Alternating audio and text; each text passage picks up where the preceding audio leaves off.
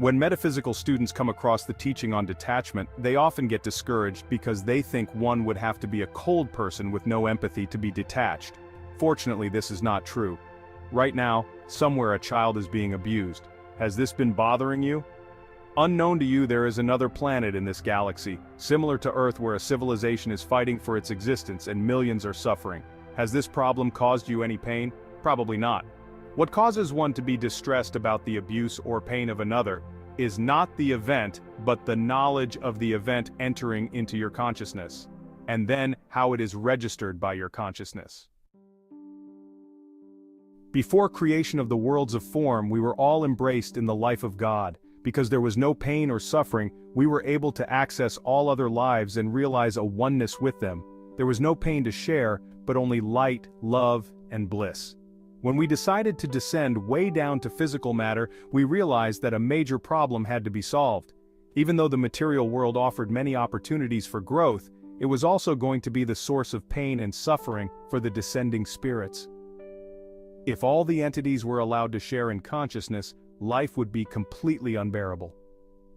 Just imagine feeling the suffering of millions of other souls. Even one or two others besides yourself would be bad enough, but universal sharing of pain would be impossible. To overcome this problem, a causal body was designed for each incarnating soul. This is the vehicle the soul uses to create its own individual identity, which also creates a barrier between it and all other souls. In a higher reality, all souls are one, but through the use of the causal body, those who participated in the one life became the many. The causal body makes it possible for us to incarnate as a separate entity in the physical and only have full access to our own pain. New souls entering incarnation are so shielded from other souls that they can do great harm to others with little or no concern for the pain they cause.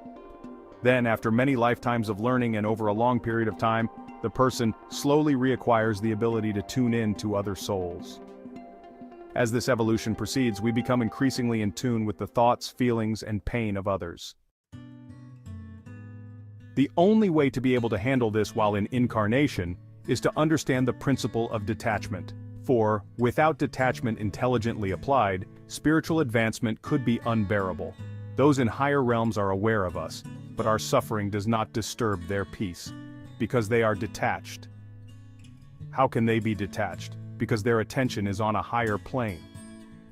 We must follow the advice of Christ and be in the world but not of the world. In other words, as we make progress on the path and become more sensitive and able to tune into the feelings of others, we must at the same time move our center of consciousness to the soul.